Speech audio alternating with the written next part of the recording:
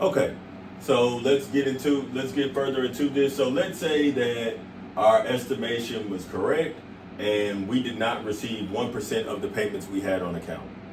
Okay, so what we're going to end up doing is we will come here.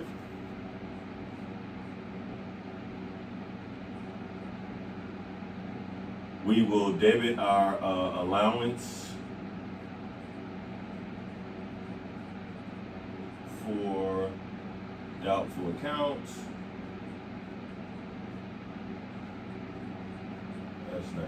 So 10, and we will credit our AR for 10. What this does is this reduces our AR balance from the 1,000 to the 990, and then it removes that allowance for doubtful accounts off the books. So we basically did not receive the total amount that we were expecting to receive. We only received 990 of it. So what we'll end up doing is debiting allowance and crediting AR.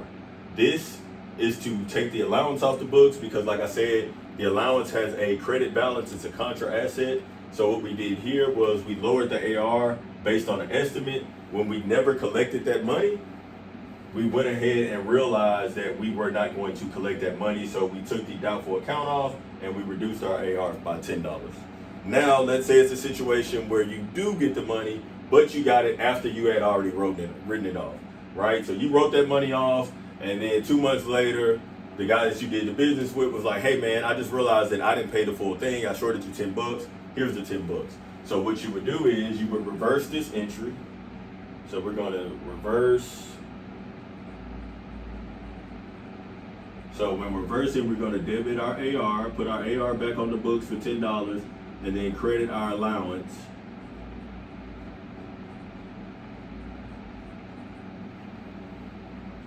And then we're going to come back.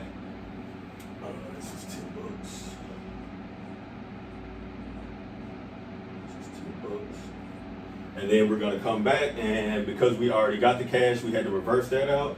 And then we're going to debit our cash for $10.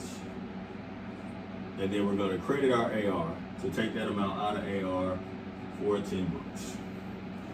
And that's pretty much how the allowance method works. You'll have an income statement impact on the original entry, and then you'll have an allowance. And then you'll come, it depends on if you actually collect the money or if you don't, depending on how you roll forward with either taking the allowance off the books and reducing the receivable, or actually getting the allowance and getting the cash. So here, our credit would be, sorry, I left that off.